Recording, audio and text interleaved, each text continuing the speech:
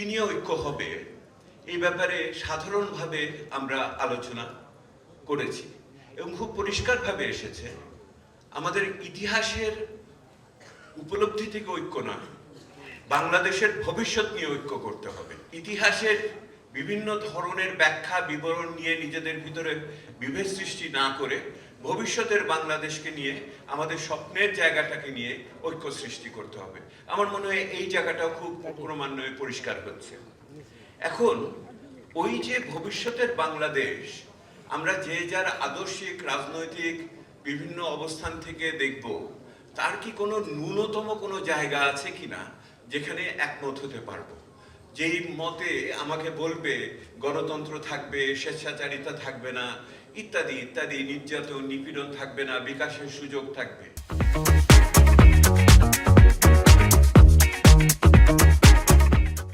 সর্বজনীন মানবাধিকার থাকতে হবে, সব মানুষের অধিকার থাকতে হবে।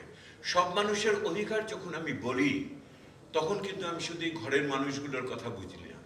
এই ঘরে যেই মানুষগুলো আছে শেষ বিচারে বাংলাদেশে তারা সচ্ছল মধ্যবিত্তের অংশ। আমি তাদের কথা বলছি যারা পিছিয়ে পড়ে আছে, সেই মানুষগুলোর কথা, যেই মানুষগুলো নদী ভাঙনের ভিতরে আছে।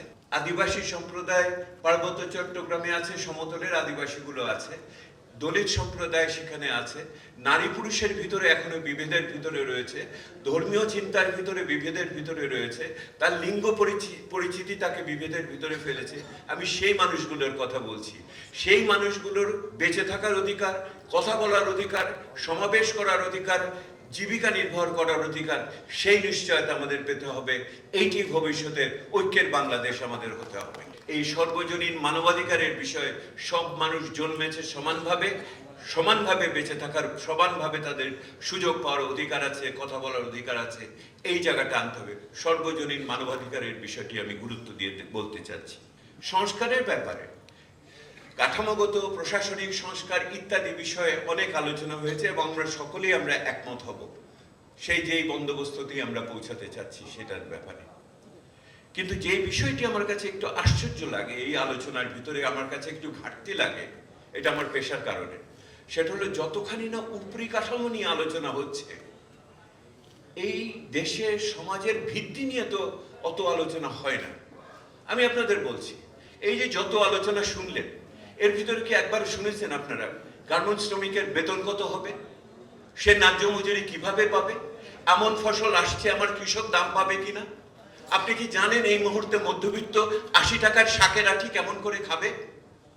কই সেই আলোচনাটা তো আসে না।